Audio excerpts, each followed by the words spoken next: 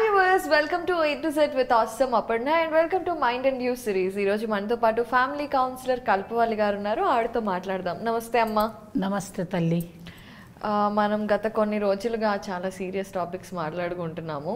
ఈరోజు ఇంకొక ముఖ్యమైన టాపిక్, ప్రజెంట్ జనరేషన్లో కాంప్లికేషన్స్, ఒక రకంగా వైఫ్ అండ్ హస్బెండ్ మధ్య డిఫరెన్సెస్ తీసుకొస్తున్న పాయింట్ కూడా ఇదే. మనం మొన్న ఎపిసోడ్లో పెళ్ళికి ముందు తెలుసుకోవాల్సిన విషయాలు ఏంటి, అబ్బాయి అమ్మాయి అనే దాని గురించి మాట్లాడుకున్నాం కదా. అందులో ఇప్పుడున్న మెయిన్ పాయింట్ ఇంకోటి ఏంటంటే పిల్లలు. అంటే పెళ్ళయ్యాక పిల్లలు కనాలి అనే ఉద్దేశంలోనే ఇద్దరు ఉన్నారా? ఎందుకంటే ఇప్పుడున్న జనరేషన్లో చాలామంది పిల్లలు అనే బాధ్యత వద్దు అనుకునే వాళ్ళు ఉన్నారు, లేరు అని అస్సలు చెప్పలేం. అమ్మాయికి వద్దు అనుకోవచ్చు, అబ్బాయి వద్దు అనుకోవచ్చు. అలా ఈ విషయం మాట్లాడుకోకుండా ఎవరికి పిల్లలు వద్దులే అందరికీ కావాలనే ఉంటారు కదా అనే ఉద్దేశంలో కానివ్వండి, ఈ కాలంలో ఎవరి పిల్లల్ని కంటున్నారులే వాళ్ళకు కూడా ఇష్టం ఉండదులే అనే ఉద్దేశంలో కానివ్వండి, మ్యారేజ్లోకి వెళ్ళి తర్వాత ఒకళ్ళు కావాలనుకొని ఇంకొకళ్ళు వద్దనుకోవటం, ఈ విషయంలో కాంప్రమైజ్ అవ్వలేకపోవటం అనేది చాలా పెద్ద సమస్యగా, అది కూడా ఒక కాంప్లికేటెడ్ మెయిన్ సమస్య అవుతుంది వైఫ్ అండ్ హస్బెండ్ మధ్యలో. సో ఈ విషయం గురించి మీరు చాలా మందిని చూసుంటారు. నిజంగానే ఇది పెద్ద సమస్యనా? ఇలాంటి సమస్యలు మీ దగ్గరకు వస్తున్నారా? చాలా పెద్ద సమస్య అమ్మా ఇది. దీనికంటే ఈ ప్రశ్న కంటే ముందు ఇంకొక ప్రశ్న కూడా ఉదయిస్తోంది. ఆ ప్రశ్నకు కూడా చెప్పాక జవాబు ఈ ప్రశ్న చెప్దామని నాకు అనిపించింది ఇప్పుడు నువ్వు మాట్లాడుతూ ఉంటే. ఏంటి అని అంటే, ఈ ప్రశ్న రావడానికి అవతల వాళ్ళు ఏంటంటే, పెళ్ళికి ముందు వాళ్ళకి ఏదో ఒక కోరికలో లేదంటే ఒక అఫైరో ఏదో ఒకటి ఉంటుంది. ఎయిదర్ ఆర్, అమ్మాయికైనా ఉండొచ్చు అబ్బాయికైనా ఉండొచ్చు, అది పెద్ద విషయం కాదు.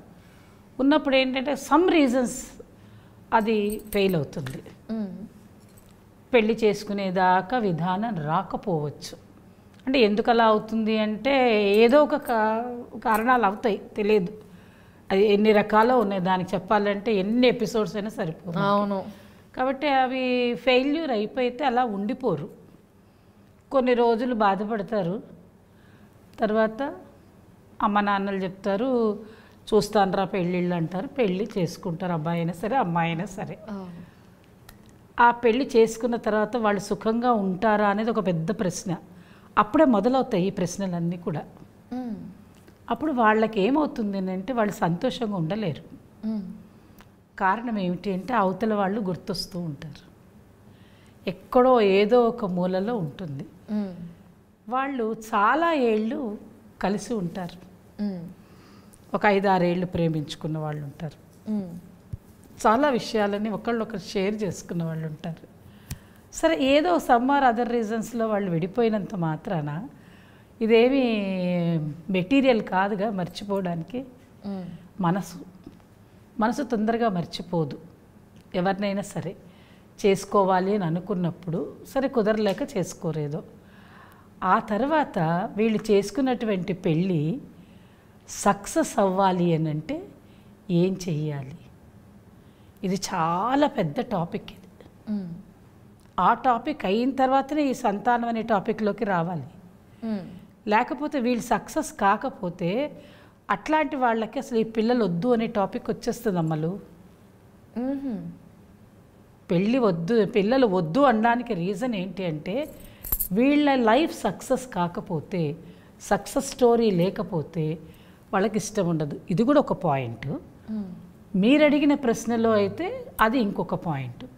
కొంతమందికి బర్డన్గా ఫీల్ అయ్యేవాళ్ళు కొంతమంది ఉన్నారు, లేరని నేను అంటలే.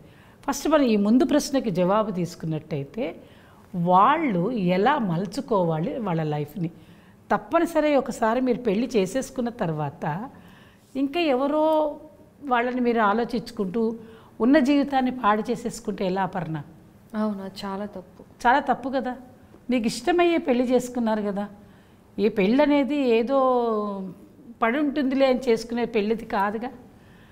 ఒకసారి మీరు అది ఫెయిల్ అయ్యారు అనుకున్నారు, కొన్ని రోజులు మైండ్ని బాగా డైవర్ట్ చేసుకున్నారు, పెళ్లి చేసుకోవడానికి ఇష్టపడ్డారు, ఓకే అనుకుని మీరు పెళ్లి చేసుకున్నప్పుడు ఎవరి దగ్గర అయితే మీరు పెళ్లి చేసుకుని ఉన్నారో, అబ్బాయి అయినా సరే అమ్మాయి అయినా సరే, వాళ్ళతోటి ఆనందంగా కాలం గడపాలి.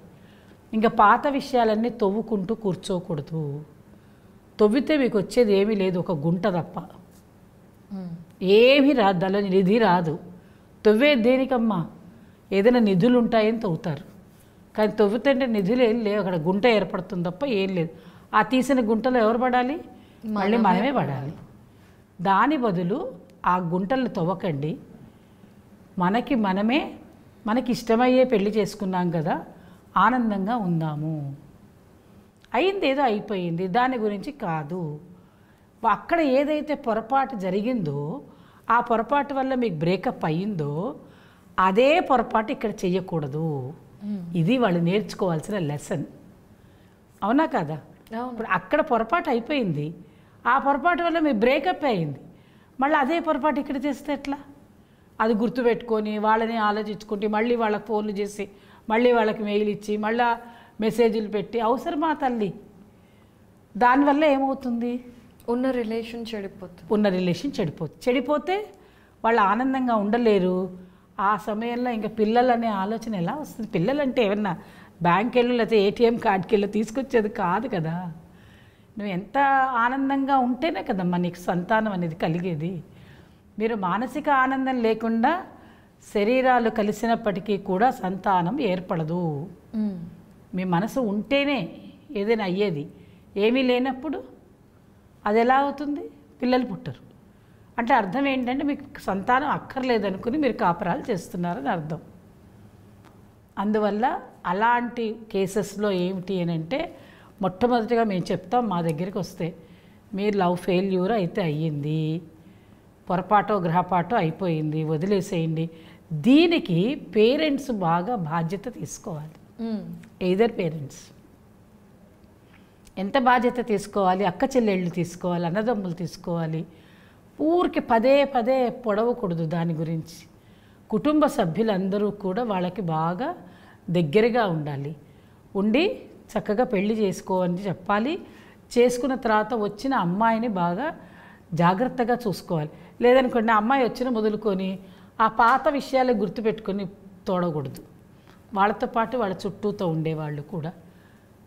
అంటే ఎలా ఉండాలంటే, సమాజం వీళ్ళని వెనక్కి తొయ్యాలనే ఆలోచనలో కాకుండా సమాజం పాత్ర కూడా ఎక్కువగా ఉంటుంది.